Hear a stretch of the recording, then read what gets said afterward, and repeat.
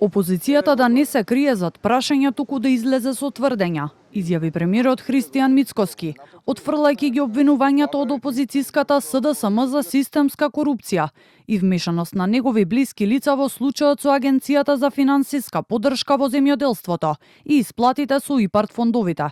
Мицкоски ја повика опозицијата доколку има докази за злоупотреба да ги достави, порачувајќи дека истрагата може да дојде и до нивни поранешни функционери. Ако се толку сигурни во тие тврдења, нека излезат и нека кажат. Замешан е Христијан Мицкоски, замешан е тој и тој.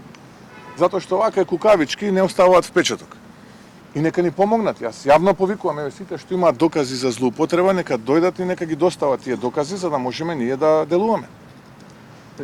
Така што апсолутно ги отфрлам тие шпекулации, нека остават да си ја работиме работата онака како што треба, ама да не стигне и до некои нивни поранешни функционери и министри. Одговорот на Мицкоски доаѓа откако претходно од СДСМ на пресконференција обвинија дека скандалот со ИПАРД води до врвот на власта.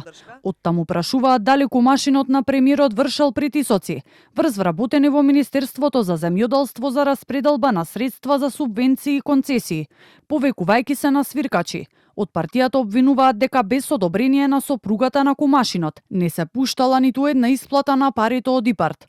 Од СДСМ бараат обвинителството да ја прошири истрагата, а лидерот на партијата Венко Филипче случајот го нарече срам пред Европа за нашата земја. Целиот систем е зафатен од мрежи на корупција контролирани од врвот на ВМРО-ДПМНЕ. За жал, сето ова во овој сектор оди на директна штета на нашите земјоделци. Кој од оваа власт се практично уништени. Очигледно е дека земјоделците се и биле под постојан притисок на уцени и корупција за секоја работа која што требале да завршат во институциите. Претходно поранешниот министар за земјоделство од редовите на СДСМ Љупчо Николовски побара од државата да достави акциски план до Европската комисија за деблокада на средствата од ИПАРД програмата.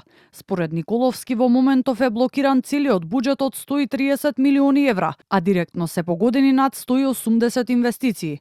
Но актуелниот министар Трипуновски одговори дека политичката кариера на Николовски е завршена и дека самиот треба да го повика обвинителството да го истражи неговото незаконско работење во времето кога бил министар.